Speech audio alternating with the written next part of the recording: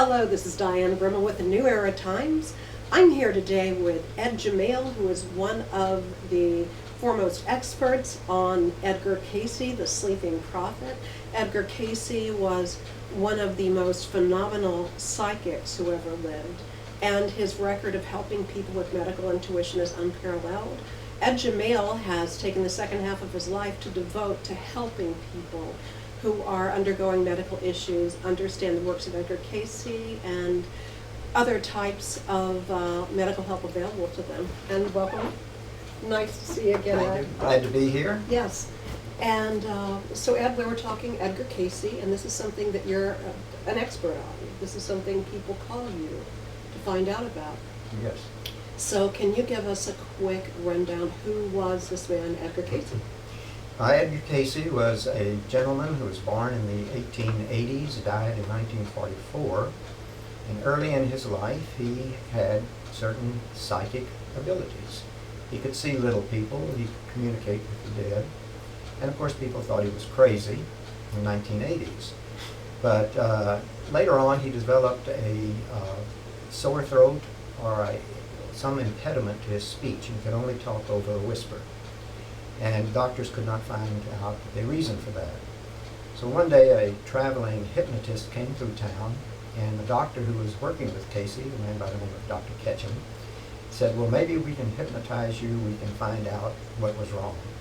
So under hypnosis, Cayce diagnosed the condition in his throat and a recommended cure.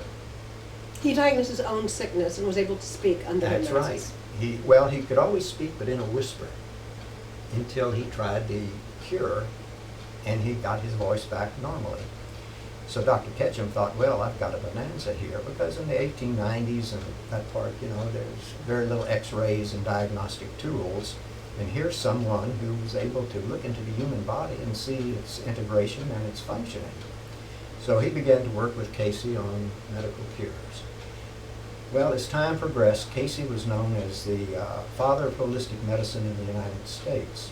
This was in an editorial in the American Journal of Medicine in October of 1979, which was quite an admission from regular medical profession. Yes. So in his lifetime, the way this operated is Cayce put himself into a self-induced trance. And at a certain point in that trance, he had his hands like this, and when he moved his hands to his abdomen, that was the time to ask a question. And if he didn't get the question in within about a minute, then he would just simply sleep. Mm-hmm. So that's why he's called the sleeping prophet, right? Yes. So Edgar Cayce, every time he did this, we call it a reading. And in his lifetime, he's given probably 25,000 such readings for individuals, over 6,000 individuals. Mm-hmm. Well, we have over 14,000 of those readings documented, because as time goes on, they had to get a regular stenographer to document everything he said.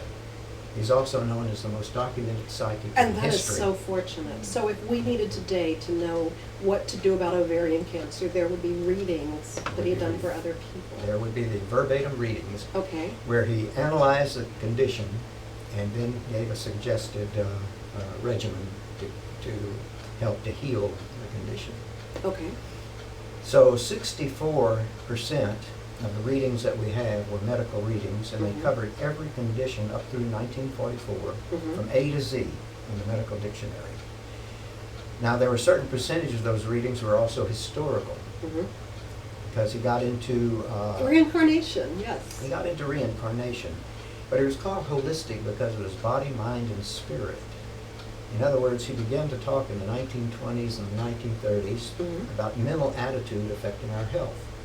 He said you can't hate your neighbor and not have indigestion or upset stomach. And people are really starting to believe that finally. We're finally getting it. Yes. Yeah, you hear about the mind-body connection now in regular medical Yes. series.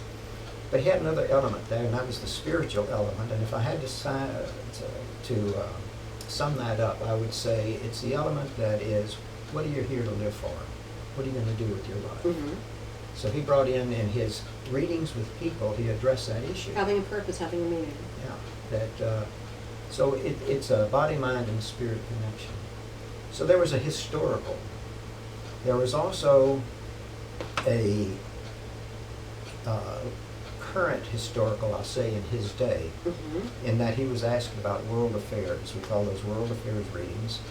And you can understand coming through World War I and going into World War II that there's quite a bit of interest in the world and where it was going and what was going to happen. So there are world affairs readings. And then we have scientific readings at the same time, which is why Cayce is very current even today, even though he died in 1944. For example, most people don't know that some of the scientists who came and got readings from Edgar Cayce were Thomas Edison, Nikola Tesla, the founder of IBM, and any number of others. As a matter of interest, a few years ago here at the ARE Center in Houston, we had 2 scientists from NASA come up and download all the Cayce readings on gravity and anti-gravity. Oh, how wonderful. So you see, it's very current in today, the Cayce readings. And you've spent how many years bringing the Cayce readings to others? About 40 years. Amazing. Amazing. And it's it never gets old finding more and more people who are being helped by these. Yes, I find it very rewarding personally. And being as Houston is such a medical center, needless to say that many of the people who have questions are dealing with medical problems. So that's been very rewarding too. Back in Cayce's day, we weren't able to import ginger from China or saffron from Spain and various things like that. So part of the holistic treatments that Cayce recommended were things that nature provided in our own country and were easily accessible to people. So he worked with doctors. I noticed that some of the ingredients are more difficult to find these days, like coal tar oil and things like that. And Yeah, not as easy to find. That's true. There were several remedies on the market at the time that are no longer on the market. So Wasn't there a famous story about him telling someone exactly on what shelf in their town and what store that's something right. could be found? Yeah, the person was in a small town, and Cayce recommended something, and he went to the pharmacies of the day and the doctors, and they couldn't find it. They didn't know where they could get it. So he went back and asked Mr. Cayce to go back into his trance state and said, where can I find this ingredient that you said that was so important? He said, well, if you go into the back room in this particular pharmacy, on the back shelf, on a certain shelf, you'll find a bottle of that. And they went and found it. That's amazing. So it is amazing. So he was able to say 3 items back on the top shelf over there on the left. This is a phenomenal body of work. Has anyone looked into following up to see how effective? Do they have follow-up letters from people who work through these cures? Do they have information on the prognosis and follow-up? They did. That's one of the reasons that the stenographer was hired, Mr. Cayce. Gladys Davis Turner was her name. That she would type up the Cayce readings that concerning the question that was being asked. He would send them one copy, and we kept one copy in our archives. And she did follow up. She would send letters and say, did you try this, and how are you doing? And so so there was a follow-up. That's wonderful. And so even to this day, people can come and find out about the illness. If you have 47 readings on lung cancer, that will tell them these are the things that might work. Absolutely. Okay. And we suggest they try them. We're not saying, we won't use the word cure, we use the word healing or relief. And that's what any of us need, is hope that if the doctors can't do something, there's something that we can do. So with that, I will be right back. I'm here with Ed Jamail, who has made a life's work of studying the works of Edgar Cayce. This is Diane Gremmel with the New Era Times. Hello, this is Diane Gremmel at the New Era Times. We're talking with Edward Jamail, one of the foremost experts on Edgar Cayce and the Edgar Cayce readings. And so Ed, if you would like to give us a little information on his life, his career, how did he get started doing this kind of work? And where did it lead him? Well, it led him to become world famous even today. The people who connected with Edgar Cayce trying to get help or information were worldwide. And one of the interesting things is that this is a rural Kentucky person. Didn't graduate from college. I don't think he even graduated from high school, if I remember right. And yet, in a reading, if he got somebody asking a question from Germany or Italy or Spain, he would respond in German Italian, or Spanish, So his spirit helpers would respond, and amazing. that higher consciousness would click in, so that Yes. the conductors, which were either his wife or his secretary Gladys Mhm. Davis, or his son Hugh Lynn Cayce, Mhm. would have to, if the letter came from overseas, said, please respond in English, so that they could make the notes. Wow. So it was quite phenomenal. But Edgar Cayce first got started in Hopkinsville, and there was a little girl who was deathly ill, and the doctors couldn't help her. Okay. So he gave a reading. He was Mhm. requested to give a reading and prescribed a certain treatment. Well, the doctors at the time said, this will kill her. Mhm. The treatment is not good, and Mhm. they wouldn't have anything to do with it. So finally, they found one doctor who was willing to try the Cayce recommendation, and Mhm. the little girl survived and lived to a ripe old age. Wow. So that's how he began to get his reputation as a psychic diagnostician. as He they also call it. diagnosed one of his own son's eye problems, didn't he? His son, Hugh Lynn Cayce, was in the days where they had the flash. You put the phosphorus or whatever you had, and they light it For up, the and cameras, that's where yes. they get the light for the cameras. Yes. Well, that exploded in his hands Oh. and with his eyes. And the doctor's remedies was he was going to lose one of his eyes because of the damage. So Edgar Cayce went into trance and figured out, gave a recommendation for a treatment. Lactanic acid from tea bags and that kind of thing, Yes, if I remember, exactly. yes. And Hugh Lynn's life, his sight was restored, and he had good vision until he died That's in amazing. 1980s. That's Right. amazing. Another remedy, of course, was his wife in 1920 was diagnosed with tuberculosis, Okay. Which was a death sentence back then. which was virtually a death sentence. Yes. And she was given 6 months to live, Mm. approximately. So they got a reading from Edgar Cayce, and there were two major things which Cayce recommended. One, of course, was diet. Get your system alkaline. It's difficult for infectious agents to exist in an alkaline system. Mhm. The second thing was something so simple that people almost laugh at it. It's a charred oak keg. And it's a small keg that you store liquor in. So Cayce recommended that you fill the keg with a bottle of 100 proof apple brandy. You don't fill it, you fill it halfway. Mhm. So in an empty space at room temperature, Mhm. there are fumes that build up. So he recommended that she pop the cork and take a straw and inhale, suck in the fumes periodically during the Mhm. day. Well, alcoholic fumes will kill any infection. Absolutely. It's an antiseptic. And he cured his wife, and she lived until 1944, from 1920 to 1944. It's interesting how so many, and we'll talk in another segment about that, how many of his cures are now being found to be scientifically valid. Scientifically valid is correct. The thing about the charred oak keg that I found interesting is I personally have distributed over probably near 500 of those kegs, mostly word of mouth. People are treating them now for emphysema, They work. lung damage due to smoking. The best case I had was an old man in Dallas, Texas, that was over 100 years old, and he was existing on oxygen. He had to sleep under an oxygen tent, and during his waking hours, he constantly had to have the oxygen bottle and little tubes near his nose. So his daughter had heard about the kegs and wanted to know if it would help him. And my, of course, would say, well, it can't hurt, and it's not really invasive. So she bought a keg and the liquor. Within 3 weeks, the old gentleman was no longer on oxygen. Wow. And the daughter was so impressed that she came back and bought 2 more kegs for friends of her who were heavy smokers, one in Memphis, Tennessee, the other here in Texas, and gave them the kegs for them in their condition. Now, my best customer was a man who worked down at Hobby Airport here in Houston, Mm-hmm. who also was a heavy smoker, and he had lung damage. So he had heard about the kegs and used it, and it worked so well, he bought one for his wife. And I told him, Bill, you know, she can use your keg, just use a different straw. No, she had to have her own keg. Then he gave one for his son, who had been in the Navy and had lung damage for some activities having to do with nuclear-powered submarines. Oh, wow. And Okay. the boy could not sleep Radiation laying down. burns. Yeah, he had to sleep sitting up.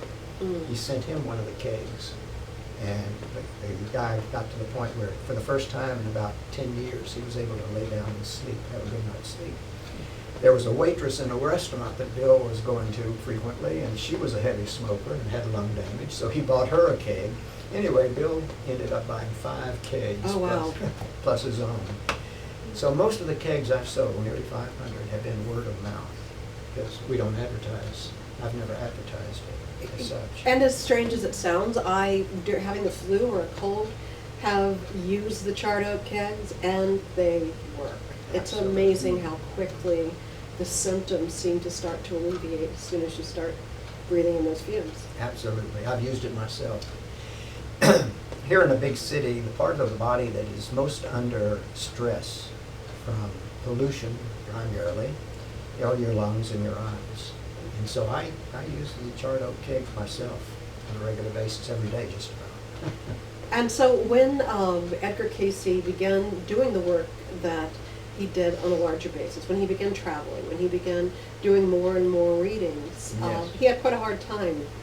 Yeah, Edgar Cayce never made a lot of money because he used to give away a lot of readings. Remember, he was going into the Depression, and he Mhm. himself came from a very rather poor background.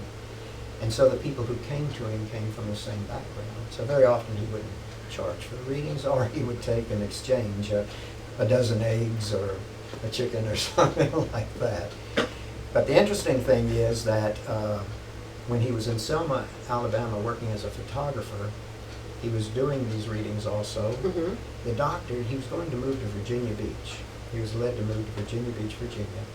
The doctors in Selma offered to build a hospital specifically for Cayce to work in so they could work with him in Amazing. diagnosing and recommending and using his recommendations. And that is such an amazing, we want to talk more about Edgar Cayce's legacy. So we'll be right back with Edward Jamail. This is Diane Gremmel for the New Era Times. Hello, I'm Diane Gremmel with New Era Times. I'm back with Edward Jamail, one of the world's foremost experts on Edgar Cayce. And so, Ed, you were talking about Edgar Cayce's career, how he got started doing readings. So at one point he decided, you said, to move to Virginia Beach. His guidance was telling him to do that. Right. So he wanted to go to Virginia Beach. He had some major supporters out of New York. Okay.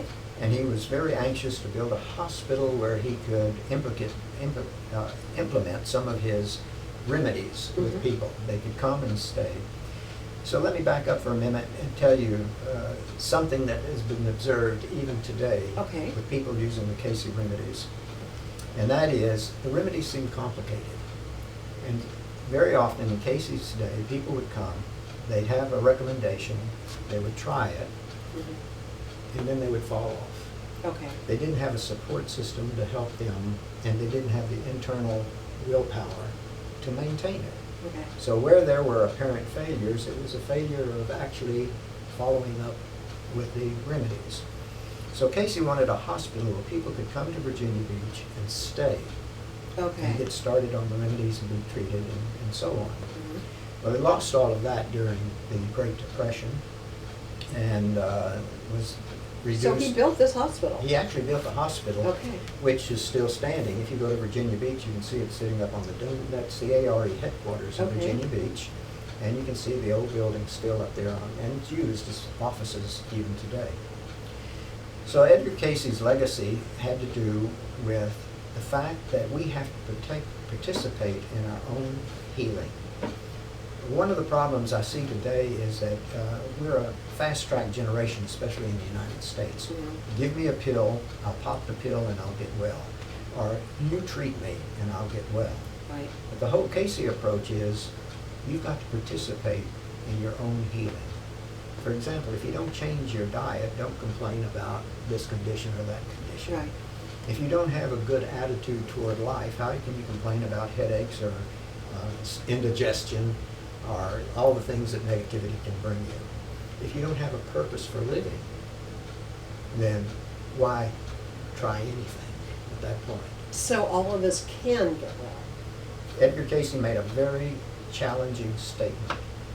There are no incurable diseases, there are only incurable people. And I think that's right. It's absolutely right. I'll tell you an example that might be relevant to that statement. One of the phenomena that we notice in medical literature is called spontaneous remission. people who are in the hospital, deathly ill, or even dying, suddenly they're well. What brought that about? How did that happen? So that has to do with having a purpose in life, I think. There was a man who came to Mr. Cayce, one of the readings, who was deathly ill. But he'd been quite a rake in his life. Womanizer, addictions, alcohol, all that kind of stuff. In the readings, it sounds cruel when you just read it, but Mr. Cayce was not a cruel person. Right. And what he said was, what do you want to go on living for? If it's to continue the life you've been living, you might as well die. Right. Because you can come back and have a better existence. Right. So a lot of that had to do with your purpose in life and your outlook. Well, that's part of Mr. Cayce's legacy as far as healing is concerned. We can heal ourselves. And basically, he says all healing comes from within. So sometimes if you have a surgery consciousness, go have surgery. But if you believe it works, then it will work. And we've seen that with the placebo effect, where 30 to 40% of the people who are taking a sugar pill get well as the people who are taking the actual medicine. So the question is, does the medicine work, or does it work because the people believe it will work? Because you also have this group over here that are taking a sugar pill, and it's working for them. Right. Because they believe it works. So it has to do a lot with, Cayce gets into the mind-body connection to a degree that most people don't see. So when you're trying to convince your friend to use alternative medicine, if they really don't believe in it, it may not help them in the same way that it might someone else, correct? I agree with you on that. To really believe, and sometimes the belief's not necessary, but they're willing to try, to be open-minded, to try it. Okay. It's very important. Okay. To look at it as an adventure. Okay, we're going to set out on this path, we're going to experiment with this, Okay. and we're going to see what the result is. So not to take it on faith like that, Right. but a lot of the cures that we talk about in the Cayce readings simply are a background. One of the other things that very much impressed me with the Cayce works is he doesn't see us as clones. Okay. And so if you came to Mr. Cayce, say with a case of pneumonia, and somebody else came to Cayce with pneumonia, you might see a slight difference in what he recommended, because he could see how your metabolism worked with that remedy. Interesting. And this person over here would not react the same way. We're not clones. So that's one of the other interesting things I found in the Cayce remedies, is there are some variations. So somebody asked me about something, and I said, okay, we'll try this. Now, if this doesn't work, here's Try a slight variation to it. Okay.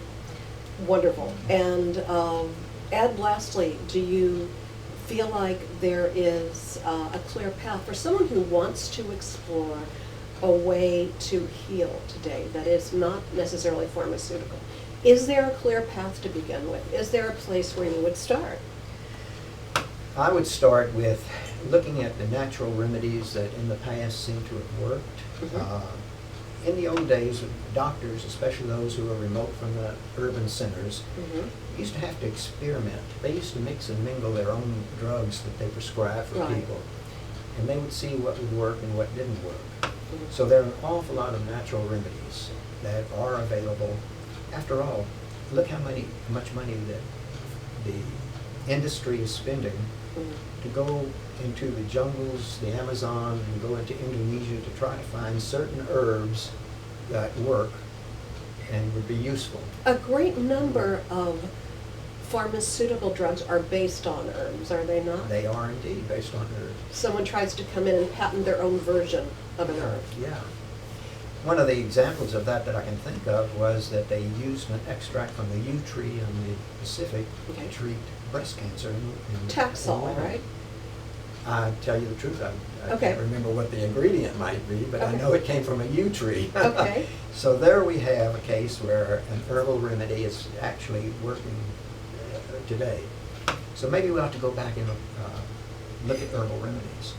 I'll throw out one little tidbit here. Absolutely. Castor oil. Everybody Okay. immediately, Clinches when you say that. castor oil. Cayce recommended castor oil at any numbers, one of the major Yes. healing modalities. Not to take internally, but to use as a poultice.